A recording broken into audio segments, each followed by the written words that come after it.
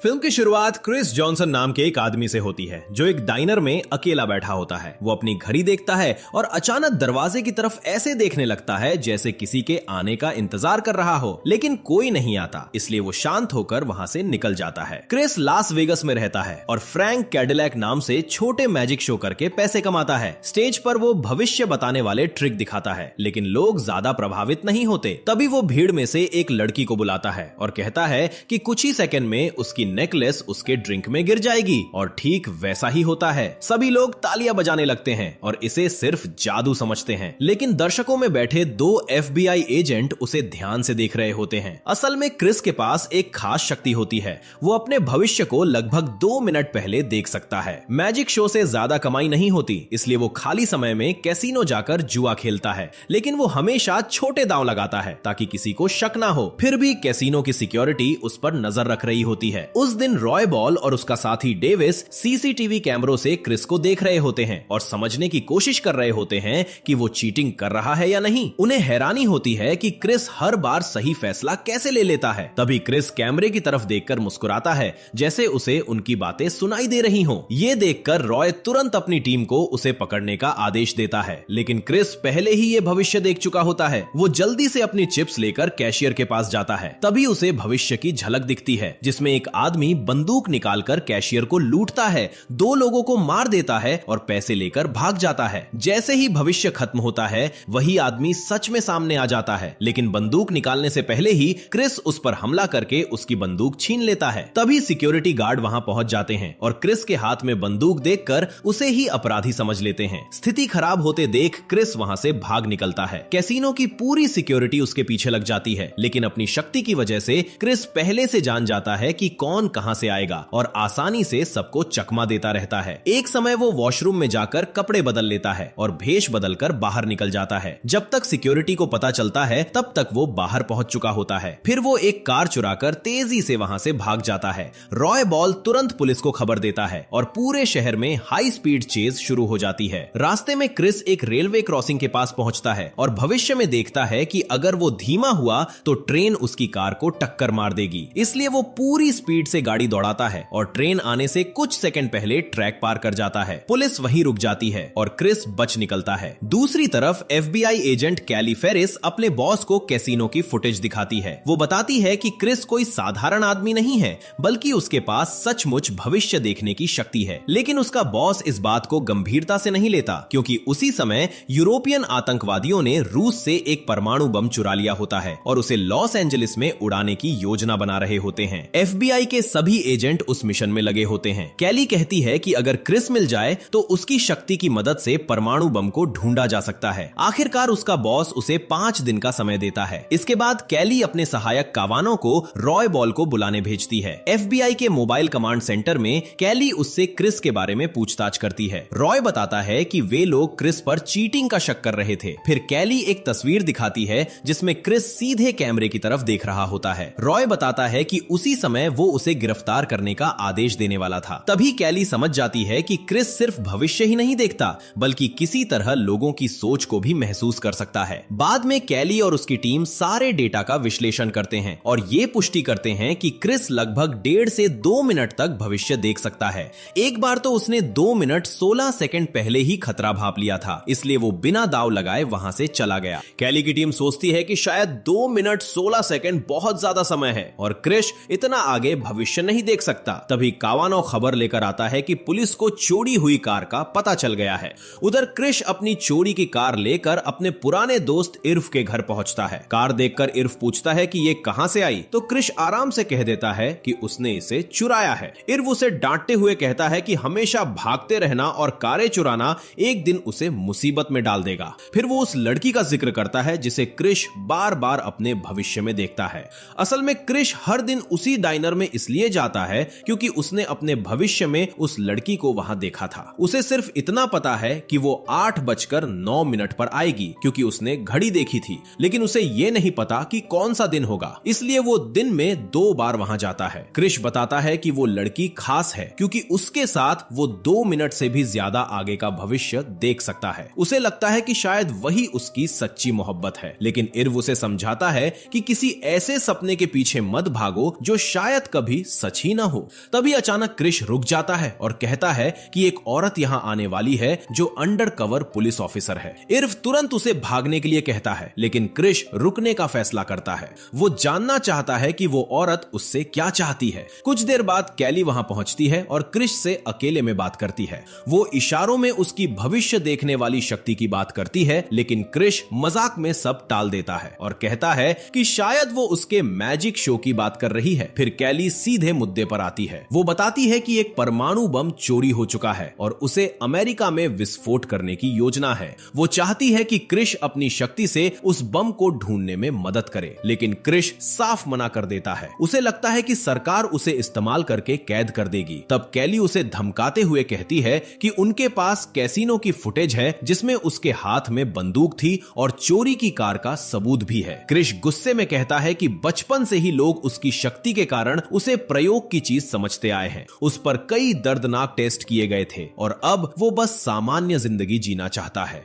कैली के समझाने के बावजूद वो फिर मना कर देता है। तभी अचानक कई FBI एजेंट कमरे में घुस आते हैं और पूरे घर को घेर लेते हैं, लेकिन अगले ही पल समय पीछे लौट जाता है। दरअसल क्रिश ने ये सब पहले ही भविष्य में देख लिया था। अब वो तुरंत पीछे के दरवाजे से भाग निकलता है। कुछ सेकंड बाद कैली कमरे में पहुंचती है, लेकिन वहां सिर्फ इर्व मौजूद होता है। उसे समझ आ जाता है कि वो फिर क्रिश को खो चुकी है। दूसरी तरफ रॉय बॉल पार्किंग में अपनी कार की तरफ जा रहा होता है। तभी एक आदमी और एक औरत उसके पास आते हैं। वे खुद को गेमिंग कमीशन के कर्मचारी बताते हैं और उससे क्रिश जॉनसन के बारे में पूछते हैं। रॉय पहले कुछ नहीं बोलता और फिर कह देता है कि वो ऐसे किसी आदमी को नहीं जानता। तभी औरत उसके घुटने में गोली मार देती है। दर्द से गिरते ही दूसरा आदमी चाकू निकालकर उससे सच बताने को कहता है। अगले दिन क्रिश फिर उसी डाइनर में बैठा होता है। वो घड़ी देख रहा होता है और उसी समय उसकी विजन्स वाली लड़की आखिरकार अंदर आती है। उसका नाम लिज होता है। क्रिश उसे देखकर हैरान रह जाता है। फिर वो बार बार भविष्य की अलग अलग संभावनाएं देखने लगता है ताकि सही तरीका ढूंढ सके जिससे वो उससे बात कर पाए, लेकिन उसकी हर कोशिश फेल हो जाती है। तभी लिज का एक्स बॉयफ्रेंड केंडल वहां पहुंच जाता है। वो गुस्से में उससे बहस करने लगता है और उसका हाथ पकड़ लेता है। जब लिज कहती है कि उसे दर्द हो रहा है, तब भी वो नहीं छोड़ता। ये देखकर क्रिश बीच में आता है। केंडल उसे मुक्का मारने की कोशिश करता है, लेकिन क्रिश आसानी से हर वार से बच जाता है क्योंकि वो पहले से सब देख रहा होता है। आखिर में वो केंडल को नीचे गिरा देता है और उससे लिज के नाश्ते का बिल भरवाता है। फिर भी ये भविष्य काम नहीं करता और समय दोबारा पीछे लौट जाता है। इस बार क्रिश जानबूझकर केंडल का मुक्का खा लेता है। ये देखकर लिज गुस्से में केंडल को वहां से भगा देती है और खुद क्रिश की मदद करने लगती है। बातों के दौरान क्रिश कहता है कि उसकी कार चोरी हो गई है और उसे फ्लैगस्टाफ जाना है। लिज बताती है कि वो भी वहीं जा रही है क्योंकि वो वहां एक स्कूल में पढ़ाती है। फिर वो क्रिश को अपने साथ लिफ्ट दे देती है। रास्ते में क्रिश कहता है कि उनका इस तरह मिलना शायद किस्मत है, लेकिन लिज कहती है कि वो किस्मत पर विश्वास नहीं करती और जिंदगी तब बेहतर होती है जब सब कुछ पहले से तय ना हो। इसी बीच कैली और कावानो डाइनर पहुंचकर मालिकों से पूछताछ करते हैं। उन्हें पता चलता है कि क्रिश रोज वहां आता था और हमेशा ठीक 8:09 पर निकल जाता था, लेकिन उस दिन वो एक लड़की से मिला और दोनों फ्लैगस्टाफ जाने की बात कर रहे थे। यह सुनकर कैली तुरंत ट्रैफिक कैमरों की फुटेज निकलवाने का आदेश देती है ताकि क्रिश का रास्ता पता लगाया जा सके। तभी कावानो एक चौंकाने वाली खबर देता है। रॉय बॉल की लाश पार्किंग में मिली है। उसका गला काट दिया गया था और घुटने में गोली मारी गई थी। कैली गुस्से में कहती है कि रॉय बॉल से उनकी अभी अभी बात हुई थी और अब पता चला कि उसकी हत्या हो चुकी है। तभी उसे समझ आ जाता है कि ये काम आतंकवादियों का है। वे लोग क्रिश को खत्म करना चाहते हैं ताकि वो उनकी योजना में रुकावट ना बने। उधर क्रिश और लिज ग्रैंड कैनियन के पास एक इंडियन बस्ती में पहुंचते हैं जहां एक स्थानीय जनजाति रहती है। लिज वहां बच्चों को पढ़ाने का काम करती है। रास्ते में क्रिश कहता है कि वो वहां के शमन से मिलना चाहता है। तभी लिज अपने बैग से एक छोटा गिफ्ट निकालती है और बताती है कि ये उसके एक छात्र के जन्मदिन के लिए है। जैसे ही बच्चे लिज को देखते हैं, वे खुशी से उसके पास दौड़ पड़ते हैं और उसे गले लगा लेते हैं। बाद में बच्चे उसे अपनी भाषा के कुछ शब्द सिखाने लगते हैं। तभी एक बच्चा मासूमियत से पूछता है कि क्या क्रिश उसका बॉयफ्रेंड है, क्योंकि वो लगातार उसे देख रहा है।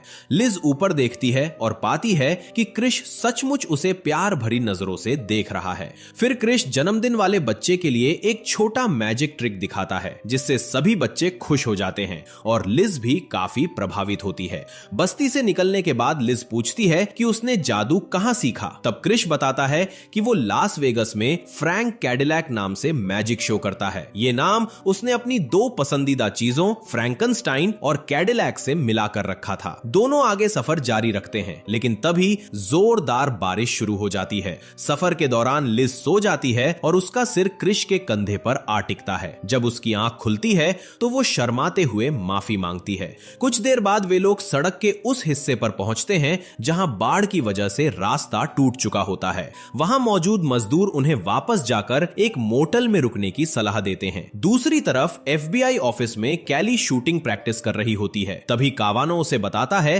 कि ट्रैफिक कैमरों की मदद से उन्होंने आखिरकार क्रिश की पहचान कर ली है।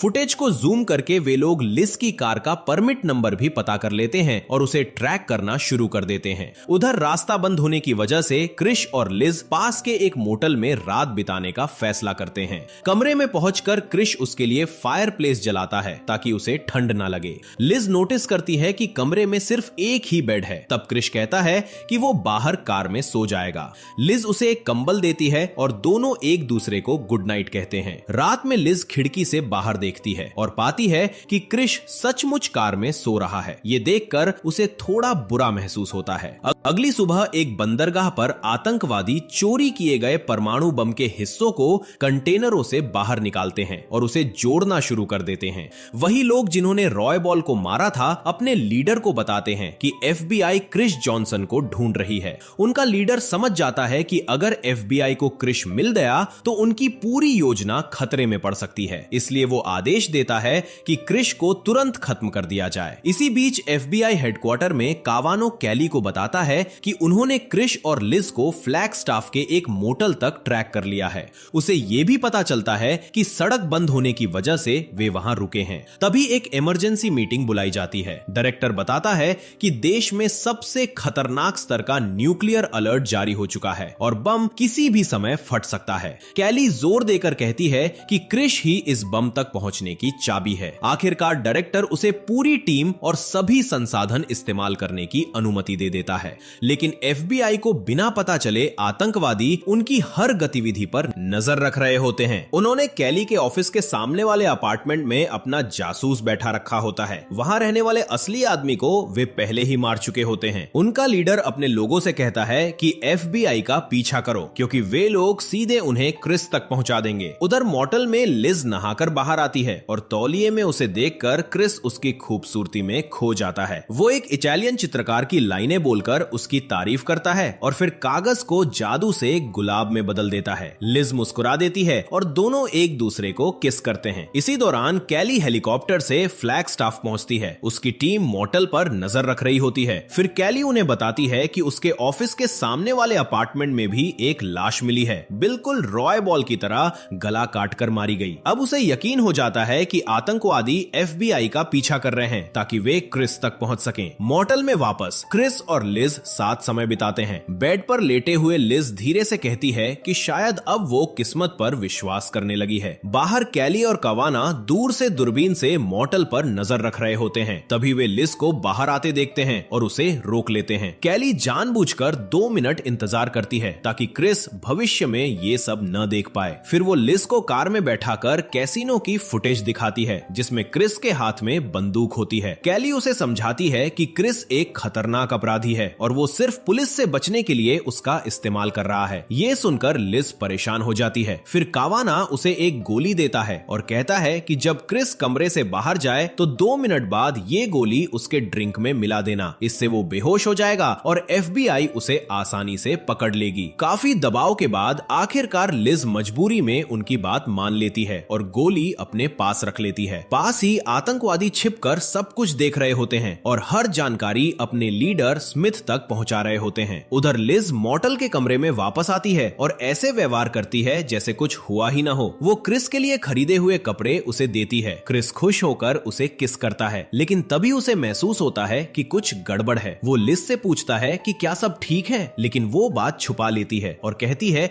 कि वो नहा ले। तब तक वो नाश्ता तैयार करती है। जब क्रिस बाथरूम में होता है तब लिज बार बार अपनी घड़ी देखती रहती है। वो सही समय का इंतजार कर रही होती है ताकि गोली उसके ड्रिंक में मिला सके। दूसरी तरफ FBI की वैन में बैठी कैली भी अपनी घड़ी पर नजर रख रही होती है। उसी समय पास में बैठे आतंकवादी भी स्नाइपर के साथ मॉर्टल पर नजर जमाए हुए होते हैं। जैसे ही 2 मिनट पूरे होते हैं, लिज गोली ड्रिंक में मिला देती है। क्रिस बाहर आता है और वो उसे ड्रिंक पकड़ाती है, लेकिन जैसे ही क्रिस पीने वाला होता है, लिज टूट जाती है। वो उसे रोककर गले लगा लेती है और FBI द्वारा कही गई सारी बातें बता देती है। फिर पूछती है कि क्या ये सब सच है। क्रिस तुरंत जवाब नहीं देता। वो टीवी ऑन करके उसकी आवाज तेज कर देता है ताकि FBI उनकी बातें न सुन सके। फिर वो आराम से पूछता है कि ये गोली कितनी देर में असर करती है। लिज के जवाब देने के बाद क्रिस चुपचाप ग्लास बदल देता है और खुद बाहर जाकर वो ड्रिंक पी लेता है। वैन में बैठी कैली ये देखकर हैरान रह जाती है। स्नाइपर भी उसे निशाना बनाने की कोशिश करता है, लेकिन साफ शॉट नहीं मिल पाता। कमरे में वापस आकर क्रिस कहता है कि FBI ने उसके बारे में जो कुछ कहा वो सब झूठ है। वो बताता है कि कैसीनो वाला आदमी सच में 2 लोगों को मारने वाला था, बस घटना अभी हुई नहीं थी। लिज उसे पागल समझने लगती है। तब क्रिस उसे सच साबित करने के लिए टीवी पर आने वाले हर डायलॉग को पहले ही बोलना शुरू कर देता है। वो बार बार चैनल बदलता है और हर बार सही भविष्य बता देता है। ये देखकर लिज पूरी तरह हैरान रह जाती है। तब क्रिस उसे बताता है कि वो बचपन से भविष्य देख सकता है, लेकिन सिर्फ 2 मिनट आगे तक, और वही घटनाएं जो उससे जुड़ी हों। फिर वो सबसे बड़ा सच बताता है। वो कहता है कि किसी वजह से लिज के साथ वो बहुत दूर तक भविष्य देख सकता है, जितना पहले कभी नहीं देख पाया। ये सुनकर लिज डर जाती है। उसे लगता है कि शायद क्रिस शुरू से उसके हर कदम और हर बात को पहले से जानता था, लेकिन क्रिस समझाता है कि उसने कभी उसका इस्तेमाल नहीं किया। वो सिर्फ ये जानना चाहता था कि आखिर लिज इतनी अलग क्यों है। जब लिज पूछती है कि FBI उसके पीछे क्यों पड़ी है, तब क्रिस बताता है कि वे लोग उसकी शक्ति को देश की सुरक्षा के लिए इस्तेमाल करना चाहते हैं, लेकिन उसकी शक्ति सीमित है। सिर्फ लिज के साथ वो सीमाएं खत्म हो जाती है और FBI अभी ये बात नहीं जानती। फिर क्रिस लिज को $10,000 से भरा एक लिफाफा देता है और कहता है कि अपनी घड़ी 7 मिनट आगे कर ले। वो एक कागज पर कुछ निर्देश लिखता है और कहता है कि उसके जाने के ठीक 45 सेकंड बाद उन निर्देशों को मानना। क्रिस वादा करता है कि चाहे 1 हफ्ता लगे या 1 महीना, वो उसे फिर ढूंढ लेगा। इसके बाद दोनों एक दूसरे को किस करते हैं और क्रिस वहां से निकल जाता है। बाहर निकलते ही कैली को एहसास हो जाता है कि कुछ गलत हो रहा है। वो तुरंत बाहर भागती है और दूरबीन से देखती है कि क्रिस पहले से ही उसकी तरफ देख रहा है। अगले ही पल क्रिस पहाड़ी ढलान से नीचे कूदकर भागना शुरू कर देता है। कैली तुरंत सभी एजेंट्स को उसे जिंदा पकड़ने का आदेश देती है। उधर लिज क्रिस के बताए अनुसार कार स्टार्ट करती है और उसे ढलान की तरफ मोड़ देती है। कार एक पानी की टंकी से टकरा जाती है। टंकी टूटते ही बड़े बड़े लकड़ी के लट्ठे और भारी सामान पहाड़ी से नीचे लुढ़कने लगते हैं। इसी दौरान आतंकवादी स्नाइपर क्रिस पर गोली चलाता है, लेकिन क्रिस पहले ही भविष्य देख चुका होता है और समय रहते बच जाता है। चारों तरफ लकड़ियां और मलबा गिरने लगता है। FBI एजेंट्स का रास्ता रुक जाता है, जबकि क्रिस हर कदम सोच समझकर नीचे की तरफ भागता रहता है। लेकिन पहाड़ी के नीचे कैली पहले से बंदूक लेकर उसका इंतजार कर रही होती है। क्रिस शांत होकर कहता है कि वो उसे गोली नहीं मारेगी। तभी कैली देखती है कि विशाल लकड़ियां तेजी से उसकी तरफ लुढ़क रही हैं। उसे समझ आ जाता है कि अगर वो वहीं खड़ी रही तो क्रिस उसे बचाने जरूर आएगा, इसलिए वो जानबूझकर अपनी जगह से नहीं हटती। आखिरकार क्रिस उसे मरने के लिए नहीं छोड़ पाता। वो दौड़कर कैली को खींचकर बचा लेता है। तभी भारी मलबा उनके चारों तरफ गिर जाता है और दोनों वहीं फंस जाते हैं। कुछ ही देर में बाकी एजेंट्स वहां पहुंच जाते हैं और कैली तुरंत क्रिस को गिरफ्तार करने का आदेश देती है। दूर खड़ा स्मिथ ये सब देख रहा होता है। वो अपने आदमी को फोन करके आदेश देता है कि लिज को अगवा कर लो और उसे क्रिस के खिलाफ चारे की तरह इस्तेमाल करो। कुछ ही देर बाद एक आदमी बंदूक दिखाकर लिज का अपहरण कर लेता है। इसके बाद क्रिस को FBI हेडक्वार्टर ले जाया जाता है। वहां उसे एक कुर्सी पर बांध दिया जाता है। उसकी आंखों पर खास क्लैंप लगाए जाते हैं ताकि वो पलक भी ना झपका सके। सब तैयार होने के बाद कैली उसे पहले अपनी जान बचाने के लिए धन्यवाद कहती है, फिर सामने टीवी चालू कर देती है। FBI की योजना साफ होती है। वे चाहते हैं कि क्रिस लाइव न्यूज देखकर भविष्य में झांके और पता लगाए कि परमाणु बम कहां और कब फटेगा। कैली कहती है कि दुनिया के हर टीवी चैनल पर बम विस्फोट की खबर दिखाई जाएगी, इसलिए उसे अपनी शक्ति की सीमा से आगे जाकर देखने की कोशिश करनी होगी। लेकिन क्रिस डरते हुए कहता है कि अगर उसने उनकी मदद की तो वे उसे जिंदगी भर इसी कुर्सी पर बांध कर रखेंगे। तभी क्रिस भविष्य की एक भयानक झलक देखता है। करीब 2 घंटे आगे के भविष्य में न्यूज रिपोर्टर बता रहे होते हैं कि एक महिला को विस्फोटकों से बांधकर व्हीलचेयर पर बैठाया गया है और पार्किंग गैराज की छत पर छोड़ दिया गया है। क्रिस ये देखकर दंग रह जाता है, क्योंकि वो महिला लिज होती है। वो देखता है कि बम स्क्वाड के लोग धीरे धीरे उसे बचाने की कोशिश कर रहे हैं, लेकिन अचानक आतंकवादी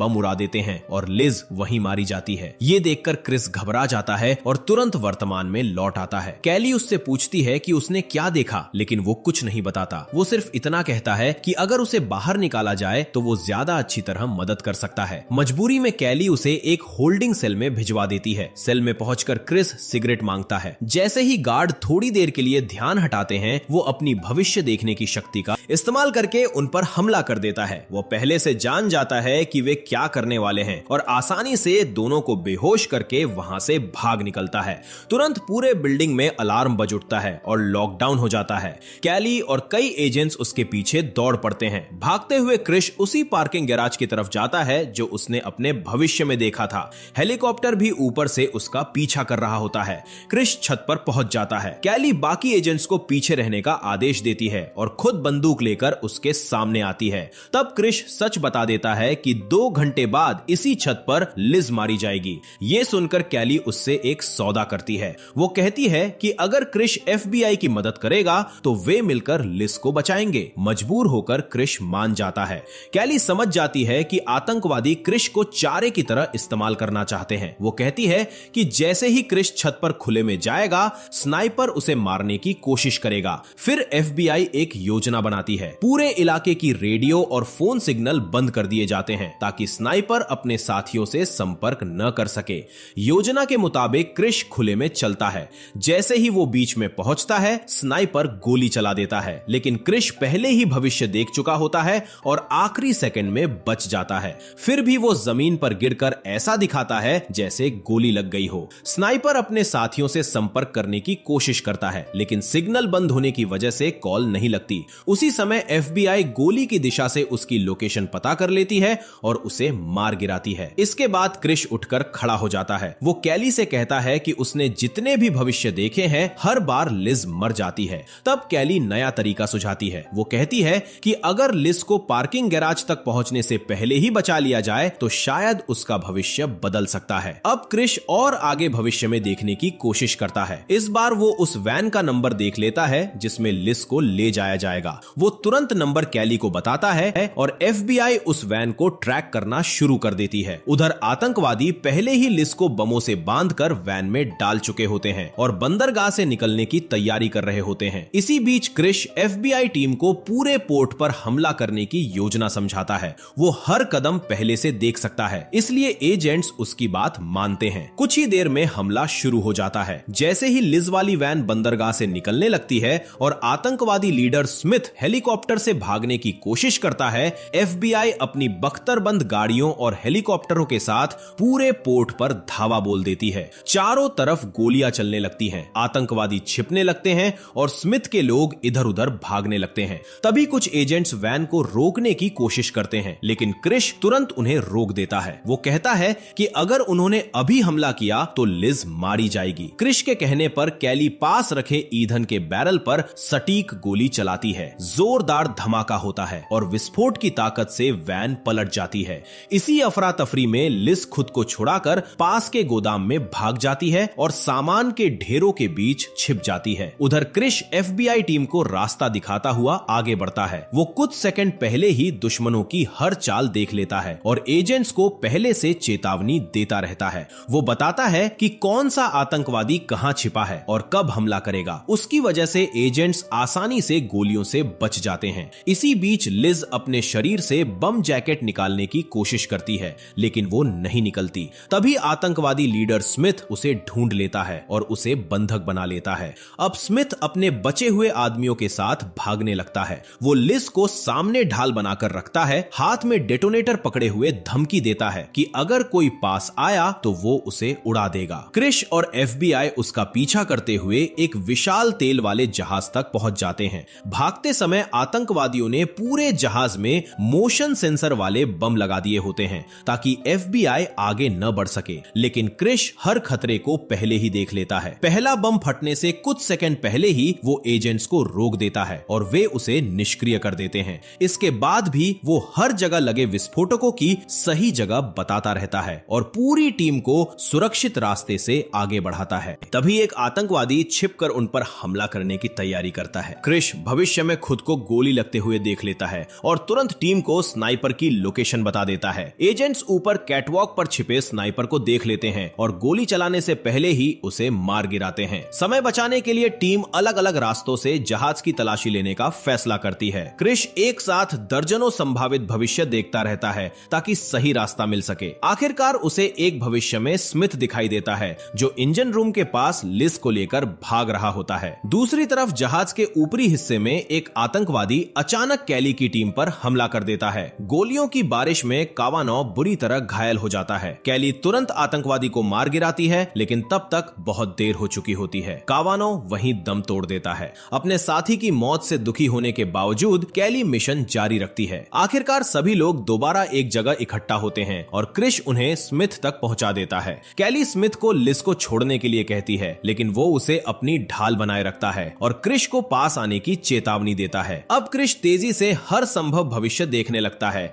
और उस एक रास्ते को ढूंढता है जिसमें लिज बच सकती है। फिर वो कैली से पूछता है कि उसकी निशानेबाजी कितनी अच्छी है। इसके बाद क्रिश धीरे धीरे स्मिथ की तरफ बढ़ता है। स्मिथ उस पर गोलियां चलाता है, लेकिन क्रिश हर गोली आने से पहले देख लेता है और आसानी से बच जाता है। कुछ ही सेकंड में स्मिथ की बंदूक खाली हो जाती है। तब वो डेटोनेटर दबाने की कोशिश करता है, लेकिन उसी पल कैली गोली चलाकर डेटोनेटर उसके हाथ से गिरा देती है। अगले ही पल वो दूसरी गोली चलाकर स्मिथ को मार देती है। लिज को बचा लिया जाता है और उसके शरीर से बम जैकेट भी निकाल दी जाती है, लेकिन कैली कहती है कि असली खतरा अभी खत्म नहीं हुआ। परमाणु बम अब भी कहीं मौजूद है और उसे एक्टिव भी किया जा चुका है। इसके बाद क्रिश को एक मशीन के पास ले जाया जाता है जो विस्फोट की जगह पता करने में मदद करती है। वो उसे देखते हुए भविष्य में झांकता है। अचानक उसके चेहरे का रंग बदल जाता है। उसे भयानक सच समझ आ जाता है। लिज सिर्फ एक ध्यान भटकाने वाला जाल थी। जब सब लोग उसे बचाने में लगे थे तब असली बम कहीं और फटने वाला था। घबराकर क्रिश कहता है